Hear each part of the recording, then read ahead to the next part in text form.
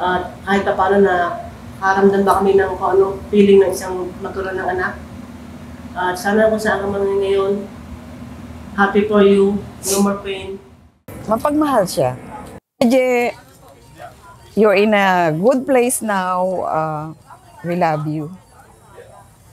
Nabulungan ko siya bago nung sinasabi nila na parang brain dead na nga kung tutusin. Pero nung kinausap ko siya nun, binulungan ko, heart to heart kami. Tumulo pa rin yung luha niya. So I know, Je, kung marami kaming naging pagkukulan sa iyo, alam ko na hindi mo na yung dadalhin sa kabila. Kung nasaan ka man ngayon, alam ko na you are saved dahil naniwala ka na si Christ ang iyong Savior, ang iyong Redeemer. So I know deep in my heart na you are saved. Kapag gabing-gabi na po akong umuuwi, magte-text po sa akin yan si Papa, kukulitin na po ako na hindi po siya matutulog nang hindi pa po ako umuwi. Tapos magpapabili po sa akin ng tinapay si Papa, tas ng soft drinks, tas yun po, sabay po namin kakainin yun bago po kami matulog. Pag magpapahatid po ako sa umaga, sabihin po niyan, yung mga nakakatawa pong post sa mga FB, yung mga kay Kong TV po, ganyan. Tuwang-tuwa po yan sa mga ganyan. Pa, alam kong kasama mo na sila Mama Jean at saka si Tito Kevin. Maglalaro po kami ni Papa dun sa bahay. Nung may nagawa po akong kasalanan kay Mama at Papa. Yun po kasi yung first time na kinomfort niya po ako at pinaintindi niya po sa akin yung pagkakamali ko nung time na yun. Yun din po yung last time na nakatabi ko po siya sa kama. Pag uuwi akong gabing-gabi sa trabaho, lagi ako may isang kape na tinitipla niya lagi yun. Tapos pag pinupulikat ako, napapasigaw ako. Siya lang yung laging umaano sa pako. Tapos yung mga bata, inuuwian ng mga pagkain na tinapay. Si Jeje, tahimik lang na tao. Wala kang maririnig doon.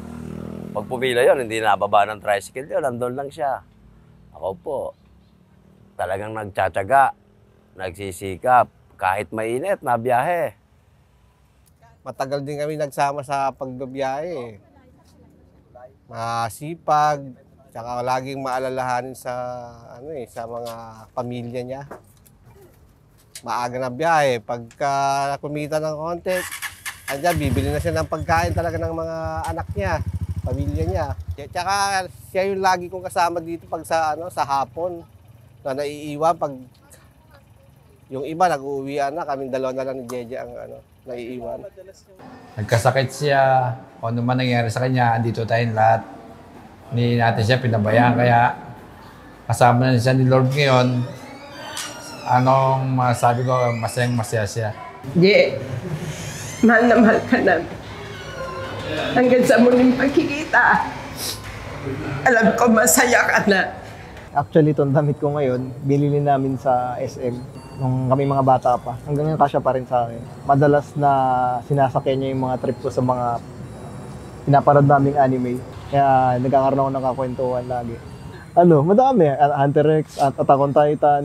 Yung mga yun napanood niya. Although sayang, hindi niya na napanood yung huling final movie ng Attack on Titan. Final part ng Attack on Titan. Sayang. Pero yun nga. Madalas kasi nanonood sa bahay yan. Yung hindi malilimutan. Actually, parang ang turing ko sa kanya kapatid. Kasi lumaki kaming magkasama. Natulog siya sa kwarto ko ng mga ilang taon din. Magkasama kami matulog. Sa Dasma, nasa isang bahay lang din kami. Lahat ng hardships ko sa buhay, lahat ng kwento ko sa buhay. Halos lahat yun, alam niya. Ngayon, hindi ko alam kung sino na nakakaalam. Kasi wala naman kami napagkwentuhan. Kami dalawa lang lagi yung magkakwentuhan dati. Alam ko kasi hindi siya kumakain sa ibang bahay kahit ano eh. Pero dahil malapit siya sa amin, lagi siyang nasa amin, sa bahay namin. Te, paggamit CR, te, paggamit ng ganito. Oo, sige, sabi kong ganun. Marami akong alaala kay Jeje na mahirap makalimutan. Especially nitong nakausap kita noong madaling araw. Alam ko na, naiintindihan mo yung sinasabi ko sa iyo. Dahil sabi ni Tintin, lumuluha ka daw. Katulad ng pagbasa ko sa iyo ng Psalm 23, yung verse 4 doon, even though I walk to the shadow, the valley of, I will fear no evil, for thou art with me. Alam ko na yun yung paborito mong verses. So yun yung binasa ko sa iyo. Saka yun din ang sabi ni RJ na paborito mo. Alam ko na, kasi yun yung yun yung pag-asa natin na kahit na tayo ay dumaan sa tunnel na ubod ng dilim, sa dulo noon may liwanag. So alam ko na makikita mo yung liwanag na yon. Yung pagiging makulit po ni Papa tsaka mapang-asar. Kasi si Papa po, sobrang pong mapang-asar nun. Lalo na po pag pikon na pikon ka na po, lalo kanya pong pipikunin. Kung nasan ka man ngayon, huwag ka nang matigas ulo. Huwag na matigas ulo mo. Magpakabait ka na. Promise ko sa'yo, mag-aaral ako ng mabuti, tsaka magtatapos ako. Tsaka ako na din bahala kila Gabi, sa mga kapatid ko, tsaka kay Mama.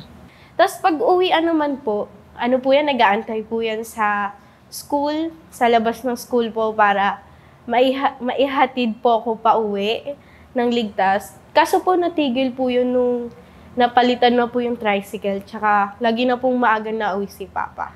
Tahimik po talaga siya. Like, kahit galit po siya. Pero pag natapos na po yung away nyo, aasarin po kayo dyan. Tapos mas iinisin pa po kayo dyan. Kung nasan ka man, sana maging masaya ka at lagi mo kaming babantayan. At huwag ka mag-alala pa, di ba nga sabi mo, pag nawala ka, ako yung magiging tatay nila. Kasi sabi mo, kaya mo ko pinalaki ng mataba. Kasi ako yung magbubuhat ng mga mabibigat na hindi nila kaya. The first day na inuwi namin siya, kasi everybody knows that hindi ko naman siya biological son. He is adopted son. Kaya yun yung feeling na nung inuwi ko siya, napakasaya ko namin ni Eden. Kasi yung that time na yun, kinuha namin siya sa clinic na pinagkatrabaho niya. Tapos ako yung may dala sa kanya sa bus. Kasi marami siyang dalang gamit, ako yung heli-heli. Yung bang nakaka-proud sa sarili mo na kahit sabihin hindi mo siya bigot naman, nakipil namin talaga na mamahalin namin siya. Yun ang pinakamasayang araw para sa amin na. Alam mo si Jeje, siya yung taong napakatahimik niya. Yung bang nasa loob niya, hindi mo siya mararamdaman kasi medyo may katigasan siya ng dibdib. Minsan nga alam namin meron siya dinadalang mabigat na problema, hindi niya ma-share sa amin. Kaya parang bilang ng magulang niya, parang kinakapapa namin yung kanyang saloobin kasi napakasikreto niyang tao. After nga siguro kinalakayan niya ang pagiging sikreto niya. Sobrang bait. Alam ko sobrang bait siya sa mga anak niya, pero yung noong bata pa yan, may bibigay ka sa kanya, ibibigay niya pa yung sa iba, yung sa mga kaklase niya. Matabayan Ang lakas kumain, Tapos mega. Oo, napakabait niya kasi ipipamudmud niya yung baon niya doon sa mga kaklase niya. Yun yung natatandaan ko kasi ang nanay kinukwento niya yun Naalala ko nga yung time na umuwi ako, wala siya, nasa Hong Kong siya, tapos kababay ko lang galing Singapore. Pumunta ako, takbo siya, bilis niya. Punta na kami sa may kanto ng tapon, bibili kami ng hamburger. Tapos alam niyo ba yung favorite food namin, siopaw? Gustong-gusto ni JJ yun, takbo na yun sa tricycle kahit wala siyang suot na sinelas. Tapos sabi ko, Jay, bibili tayo ng hamburger, tuwan-tuwa siya. Tapos nagsasaylo siya pag may nakikita siyang kausap namin na ganito, wag yan, nakakatuwa. Nakakatuwang gusto niya ba yung lahat ng atensyon nasa kanya. Tapos nakikita niya pag nakayapak na yan, yung paa niya talagang lapad-lapad. Ginagalit mo, sabi ko, ang laki naman ng paa mo, paano tayo magkakaroon ng sapatos. Minsan nga yung dumating ako ng Singapore, na-muse ko yung tawa niya na instead na malungkot sa nangyari kasi nagmumotor siya, pinakarinukan yung motor, tinadyakan ko. Ngayon pagkatadya ko ng motor niya, yung sumara yung paa ko, ito, tawag nga namin si Puge. Namatay yung kuko ko, ang tawa niya, sabi niya, kita-kita ko yun. Yun ang hindi ko malilimutan, maganda siyang umiti. Yun ang laging nasa isipan ko. Oo, wala akong masabi kay Jeje, although napakatahimik niya kasi, kumbaga, may problema, may ginawa siyang kalokohan, hindi niya sasabihin sa akin. Sasabihin niya yung kapag yung wala nang choice na kailangan i-bail out ko na siya. Napakaswerte ni Jeje. Kasi sabi nila sa akin, si Jeje, kung wala daw si Jeje, siguro milyonarya ako kasi si Jeje ang piggy bank ko. Alam ko masaya ka na ngayon, Je. Napakasakit isipin na wala ka na dito ngayon. I'm very sad talaga dahil talagang kahit hindi ikaw na gagaling sa akin, talagang tinuring kitang isang tunay na anak. Marami kang nagawa sa akin na napasaya mo ako, sa totoo lang. Hindi ko makakalimutan yun dahil nasa puso kita. Salamat sa lahat ng alaala, ng magagandang alaala. Ako po si Forcible Monson. Kasamahan po ni Jeje dito sa pilahan namin dito sa munisipyo ng Kawit. Kami po yung lagi niyang kasama sa pilahan dito at kabiruan. Minsan nagkukwentuhan kami, tawanan, biruan. Kasi hindi na ano sa amin yung biruan dito sa pilahan namin eh. Medyo minsan may niluluto kaming isang tropa, yung tawanan lang, parang katuwaan lang, pero walang personalan. Masaya si Jeje. Tsaka hindi si Jeje, wala kang masasabi sa taong yan. Tahimik na tao. Talagang hindi siya nagbago simula sa pool hanggang ngayon. Ngayon, wala na siya. Ano yung napansin nyo sa Kuya Jeje nung mga nakaraan bago siya mamatay? Napansin ko sa kanya parang pumayat siya. Yung face niya medyo, pinanong ko nga siya, "Chef, mapayat ka." Ang sabi niya, ayun kasi yung bili ng doktor niya. Huwag siya masyado magpataba. Pero napapansin ko sa kanya, parang dinidilat niyang pilit yung mata niya. Nakaganon siya, Akala ko nagbibiro nga lang dyan, Wala, parang pinipilit niya lang talaga na kayanin yung, siguro marami nang nararamdaman. Kahit mainit, nakapila. Napapansin ko, sabi ko, may nararamdaman siguro to si Jeje. Kasi iba yung niya eh. Hindi tulad nung una kaming magkakasama na kahit na umano siya. Kita mo sa aura ng mukha niya na maayos. Etong huli, napansin ko, talagang may nararamdaman siya. Kasi unang-una, nahumpyak yung humumpyak yung mukha niya, pumayat. Nag-iba yung mga niya. Tapos hindi na siya nababa ng motor. Yung pag siya, pipila, hindi na siya nababa. Yun. Ako si Erwin Edra na taga Batondalig na kasama ni Jeje sa hanap buhay araw-araw. Pag nagkikwentuhan kami, pag minsan itong huli na kasi, madalang siya makipagkwentuhan. Bilang na bilang. Bilang na bilang na. Bababa siya sa tricycle. Tsaka makipagkwentuhan sa amin. Pero dati talagang aktibo pa rin siya. Nung wala pa siyang gaano siguro nararamdaman. Kami napansin din namin, ba't biglang bumagsak yung kasi yung katawan eh. Nung lumipat na kami dyan sa pilahan na yan, Nung lumipat na kami sa pilahan yan, dyan siya nanghina na masyado, Kasi dyan dati pila namin dito. May tent dyan. Biglang pinalis naman kami dyan dahil ginamit niya. Sino nagpalis, yung munisipyo o yung Mga tauhan lang. Tapos siguro sakto yung file ni Aguinaldo eh. Doon siya na kasi ang dami talagang tao dito. Nakapaligid sa amin, dito kami nakapila. Nakapaligid sa amin dyan. Siguro yung hangin, hindi na siya masyado ng hangin. Yun, doon na siya inatake. Hindi naman namin alam na inatake na pala siya. Kasi pag abante ng tricycle, dahil hindi siya nagagalaw eh. Bigla daw siya nasubsob. Buti na alalayan na ng tropa. Diba na sambot? Oo. Pero hindi kami yung nandito, yung ibang kasama namin. Kasi duty kasi din ako dyan eh. Araw na yan. Nabalitaan ko na lang na ganun. Sino yung pinaka-close na kay Jeje? Ikaw nga yung sa hapon. Yung sa hapon lagi niyang kasama eh. Kaming dalawang naiiwan. Kasi may inaabangan kaming dalawang pasahero dyan. Malimit dyan, Nobeleta tsaka Batondalig. Lagi kong binibigay sa kanya yung Nobeleta. Tapos sabi ko, ako na yung Batondalig kasi uuwi na ako. Pero hindi siya yung yung parang kaibigan na kaano nyo ng hanggang personal na buhay? Hindi naman siya nagkikwento ng sa mga ano. Hindi mo siya mako nang sa Kunyari, yung sa buhay niya na may problema siya, hindi siya nagsasalita. Talagang work is work lang. Work is work. Maano siya. Kakain siya, may tira siyang pagkain. Uy, hindi ko kaya ubusin to, ubusin niyo to. Yun, malimit, tinapay, binibigay sa akin pagdating ng hapon. May tinapay ako dito. Maalok din naman. Tinapay ako dito. Ano ko talaga sa maano siya talaga sa pamilya niya kasi tutok talaga. Alas 9 pa lang ng umaga kumita na siya. May bit-bit na yan, ulam. Uuwi yung mga alas 11. 2 oras pa yung bit-bit niya na yung ulam talaga. Minsan pagka, nung wala na nga si Jeje, siyempre, namimiss din namin dahil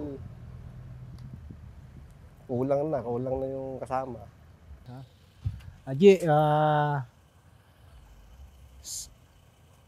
sana masaya ka na sa iyong kinakatayuan ngayon. Tahimik ka na, wala nang ikaw problema. At sana pagtubayan mo yung mga anak na lang. Si Jeje, simpleng tao lang yon, mabait, hindi pala kibo. Kung hindi mo pa kakausapin, hindi magkasalita. Ang nagustuhan ko kay Jeje, stricto siya rito sa amin, sa pilahan dito. Hindi niya pinapatupad yung pagka-coding ka, hindi ka pwedeng bumiyahe. Yun ang number 1 na inaano niya. Pag coding, hindi pwedeng bumiyahe. Para lahat kumita. Mabait siya, mabait. Laging pamilya ang inatupag. Pagka tanghali pa lang, makita mo yun, may ulam na yon, dala. Para sa pamilya. Minsan nga, niloloko namin Jay, kainin muna natin yan.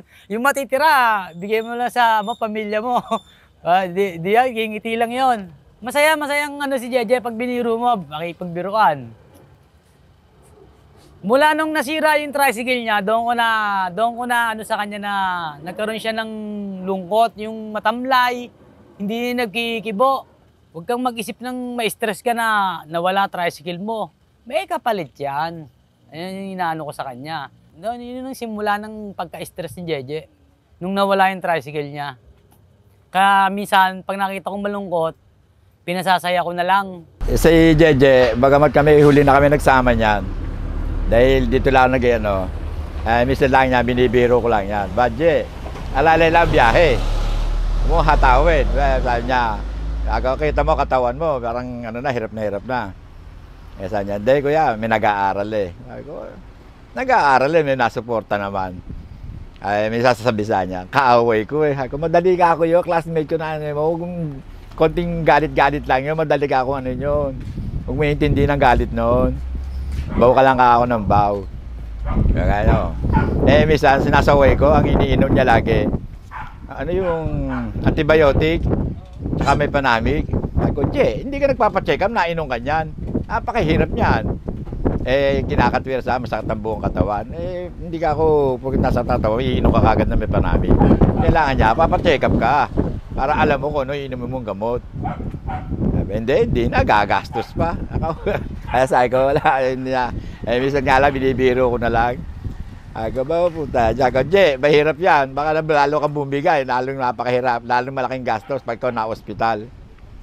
Wala. Nito nga ang huli, bandang huli, dito nga, nagkaroon nga ng event dito sa munisipyo.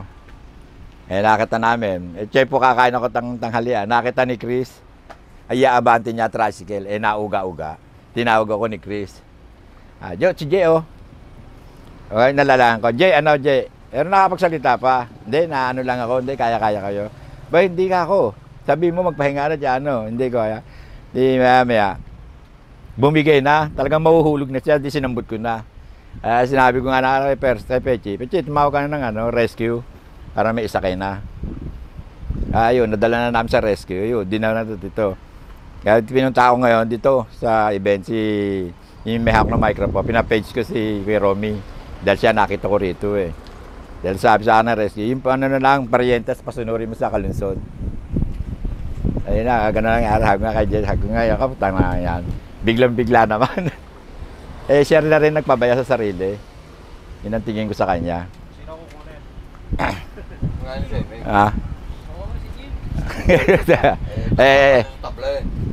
Ito si Jim lagi lagi nagpapahilit dito Pag masakit ang katawan si pahilot yun eh. Eh si Jim lang ang kaano niya rito nagpapahilot eh. Pilot. Ay, malaman ito na rin susunod eh. Hihilutin namin to para mapasama na eh. Walang ginawa kundi huhinga ng saging. Si Joey kumakala sa'yo, hindi ako. Yun lang ang nanat, madalang na kasi. Matagal namin hindi nagkasama. Yung saglit lang, ilang buwan lang din. Pakilala na lang po kayo kay Joey tapos ano yung message nyo sa kanya? Message lang. Ako si Joey Digno. Alam mo, Jay, kung nasaan ka naman, ayos na nagpapagpahinga ka na. Wala ka nang alalahanin. Ngayon, kung gusto mong kumuha sa amin ng kasunod, puntahan mo lang. Yung natutulog dito, ano. Yung minamalo sa sabog. Ano, kung gisi... Okay. Alam ko, nandito si Jay, ililista na naman sa kalendaryo. Nung dito pa ang pilahan, kami lang dalawa, malala ubo. Bunang ubo. Tapos napansin ko, yung paa, tumatagas na yung dugo. Sabi ko, nataranta naman ako. Sabi ko, Jay, pag uubo naputok daw yung mga balat niya sa paa. Ewan ko, di ko naman nakikita yun. Hindi nga natin nakikita, nakamedyas eh. Sabi ko, Jay, ano gagawin ko? Sabihin mo, ospital, ano, hindi. Sabi niya, no, hindi, normal na yun. Sabi ko, paano naging normal yan? Ano gagawin ko? Pakikuha yung tali rito. Ayun, tinali niya rito. Tapos pumunta ko sa bahay ata noon, kay Mary Ann. Tapos si Mary Ann tumawag kay Remy. Yun ang una naming dyan, dito. Tapos doon sa nangyari niya dito, yung filing of candidacy yun eh. Sabi ko, Jay, abante. Jay, hindi makapupo ng ayos. Laging nakaganon. Ginanong ko, bay sumubsub naman sa manubela. Ayun, nakita ni Joey, inalalayan. Yun na yun, yung mga tao, pag palibasa marami, tinawag na yung ambulansya rito. Ganoon lang. Kaya kami ni Jeje, marami kaming usapan niya, yung mga personal. Mga sikreto siguro na hindi na kailangan ikwento pa. Pero hanggang doon lang yun. Ganoon na lang. Jay, kung nasaan ka man, kunin mo na si Jim. Sana nasa piling ka na ni Lord. Napakasipag, kahit bagyo na nabiyahe pa. Walang tigil-tigil yan. Walang tigil-tigil. Ayaw nyo tumigil. Sayang, Je, ang paghihirap. Di rin naayos. Bata pa mga anak mo. Tuwing magpapangita kami dyan sa pilahan, nagpapahilot sa akin yung mga baraso niya, likod, namamanhid daw. So, sasabi niya sa akin, pakihilot mo nga yung likod ko. Ito, nangingimay yung umay ko kasi hindi niya rabay diretso yung mga kamay niya. Lagi, nakaganyan. Sabi ko, diretso natin mo. Nahihirapan daw siya. Ito bakit? Kasi nasanay na ng ganon. Pag uwi, nag-uugas. Sabi ko, huwag ka mag-uugas. Kasi galit na galit ang mga ugat niyan. Hindi mag-aatrasan ang mga ugat niya. Huwag mong gagawin lagi yon. Tuwing magpapangita kami dyan sa pilahan, pakihilot mo ulit yung baraso ko tsaka mga daliri ko. Sige ka na. Pag nahilot ko na yun, ginawa na. Makakabiyahe na uli siya ng ayos. Nagaganon niya. Mga 2 araw lampas, gano'n na naman. Hihilutin ko na naman dito. Yan, lahat. Dito. Isang niya. Hindi mo makakalimutan sa kay Jeje? Yun lang, hindi ko malimutan sa kanya. Lagi nagpapahilot. Tuwing magpapakita kami dyan, hilot. Hihinga mo lang saging. Di, giginhawa katawan niya. Okay, sarap. Sabi niya. Oh, baka ulitin mo na naman yan. Kasi pag uwi niya, nagbabasa ng kamay. Kaya yung ugat mo, nag-uurungan. Kasi galit na galit yan eh, pagod. Muna ulitin niya, manulumpo ka dyan eh. Sabi ko sa kanyang ganon. Eh, ayaw niya naman makinig sa akin. Tuwing magpapangita kami dyan sa pilahan, pinahihilot niya sa akin to. Yan, ginhawa ulit. Mamaya, mga ilang araw ulit, ihingi naman sa akin langis. Yung ginagamit ko. Kaya kunti langis, bibigyan ko. Pag naubusan ako, nabili ako. Lalagay niya, yan. Basta laging ganoon. Yan, building nga yan, ha? Basta laging ganoon, pagpapangita kami. Oh, puta pa kainit-init eh, pahinga muna. Wala nang init-init sa'yo, dire-diretso ka eh. Baka ikaw atakihin ka naman. Hindi nakibo. Mga 3 araw na naman, balik na naman kami dyan. Umaga pa lang, hilot.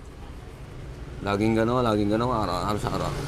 Araw-araw, 2 araw pagitan, 3, hilot. Sabi ko, ikaw ba, Jay, ba't hindi ka nababa ng tricycle? Lagi lang siya nakaupo dyan, hindi nababa yun, hindi naglalakad-lakad, di. Upo lang lagi. Oo, lagi lang siya nakaupo dyan, hindi naglalakad-lakad. Sabi ko, ba't tayo mo maglakad-lakad para mapagpaki ang katawan mo? Ayaw, talagang lagi lang nakaupo dyan. Oo. Tapos meron siyang, may dala-dala siyang pagkain. Binibigyan niya kami. Kung ano yung kinakain niya, binibigyan niya kami. Hindi siya natigil ng biyahe, dire-diretso. Araw-araw gano'n, sabi ko, hindi ka naman hirap, ano ka naman, hindi ka naman hirap sa buhay mo. Bakit kung maghanap buhay ka daig mo pa, 20 pinakakain mo. Huwag mong puwersahin yung sarili mo, baka bigla ka takayin. Huwag ganon, pahinga mo rin yung katawan mo. Walang init-init sa'yo, walang ulan-ulan, dire-diretso. O pamaya, mga 2 araw, eto na naman, pahilot na naman yung mga kamay niya, ganon. Tuwing basta tuwing papangita kami, nihilot ko lahat yan, lahat. Ginawa ulit ito na. Oo. Bali, pakilala na lang kayo. Tapos, kunyari, buhay pa siya, sabihin niyo kung ano yung gusto sabihin. Okay. Sabihin mo lang, ako si Jim, sama mo na ako dyan. Ayan, sige. Kailan mo pa ako susundo Ako si Jimmy Tobis, sana...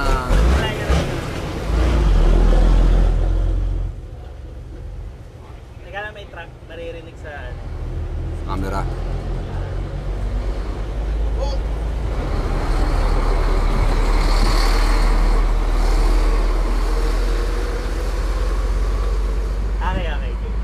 Ako si Jimmy Tobis, sana nga ngayon, Jeje, nasa magandang ka ng magandang buhay ka na.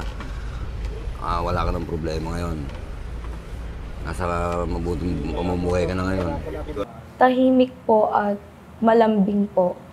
Kasi po kahit ako po yung may kasalanan, kinukulit-kulit niya po ako na nagsasorry-sorry po siya, ganyan. Kasi alam niya po hindi ako magsasorry sa kanya. Papa, tandaan mo na mahal kita. Sana gabayan pa rin kami kahit nasaan ka man.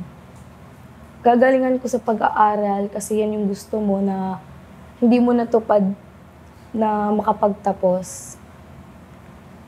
Pag-iigihan ko po ang aking pag-aaral para lang may mapagmalaki sa iyo pa. Yun po kami ng pellet gun or billiard ni Papa. Lagi-lagi po ako natatalo ni Papa kasi nanduduga siya. Nananakot po siya tuwing bababa ako, tatakutin niya ako. Sasabihin niya sa akin may babae akong katabi. Nagsalita si Cathy ng pa kasi hindi nababanggit ni Cathy ang ma. Yun ang pinakamasaya niya dahil si Cathy lang unang-unang nagsabi ng binanggit ng pa. Binigyan kami ni Mama Jess ng pansinin, tsaka ni Daddy Eder. Panood kami nung kay Vice Ganda. Yun, tawa ng tawa siya. Sabi nga sana daw may second pa para makanood ulit kami ng ganong haba ng oras. At binigyan kami ng pambili ng pagkain ni Mama Jess.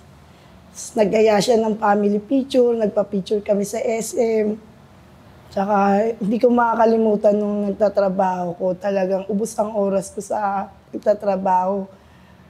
Siya lahat gumagawa sa mga bata, nagpapaligo. Tapos pag wala daw ketchup, ginagawa ni Jeje, nilalagyan ng tubig, ng konti para may sausawan yung mga bata. The best naman si Jeje sa mga bata. Pa, alam mo yan, lagi kita sinasabihan na mali yung ginagawa mo. Kahit hindi ka nakikinig sa amin, alam mo naman yan ang mahal na mahal kita. Kahit naglagi tayo nag-aaway. Sana gabayan mo ang mga anak mo kapag wala sa atin. Kasi alam mo yan, lagi kita tinetext. Yung mga bata, anong oras na wala pa sa bahay. Tayong dalawa nag-iikutan kung saan natin hanapin yung mga bata. Sana gabayan mo kami. Mahal na mahal kita pa. Napakasakit. Pero lahat tayo doon pupunta. Alam ko, mahal na mahal ka nila. At alam ko, mahal na mahal mo din sila. Mahal na mahal ka namin, Je. Hindi kita makakalimutan.